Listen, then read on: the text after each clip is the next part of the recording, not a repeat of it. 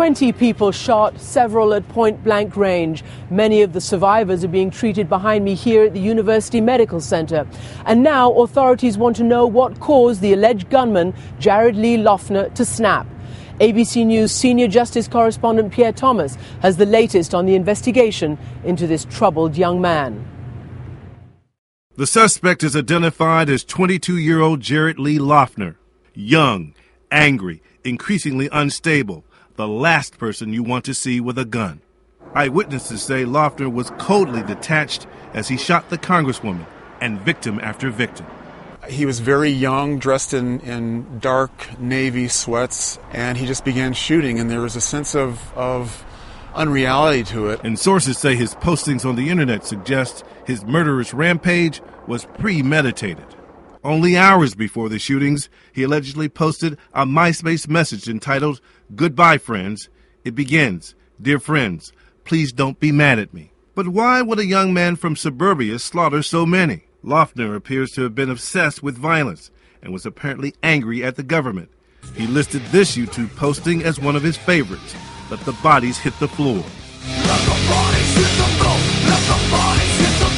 He appears paranoid, suggesting the government was monitoring his communications. "I know who's listening," he wrote. He also discusses mind control and brainwash methods. I have no reason to believe that the person was insane. Was he unstable? I would agree with that. His neighbors, Vic and Amelia Cruz, were horrified. I thought it was just a total disgrace. Well, I mean, especially for the 9-year-old child, that was... A 22-year-old kid just threw his life away and took how many with him? They wondered, had signals been missed?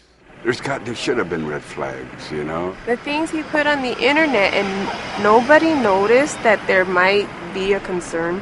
Former high school classmates say Loughner never fit in. He was just off to himself and more of an outcast. A lonely kid, just off to himself. One friend he did manage to meet, Caitlin Parker, said he became more peculiar in recent years.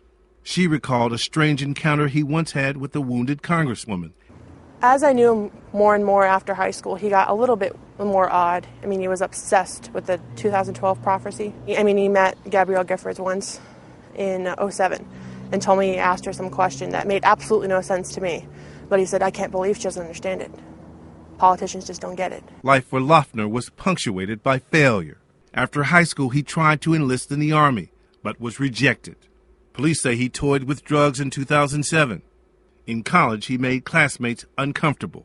One woman had a poem that had something to do with an abortion, and he made a comment to the effect of she was like a terrorist killing the baby, and then laughed about that. Last fall, he was suspended from college after school officials found a rambling, incoherent YouTube video posted by Loughner.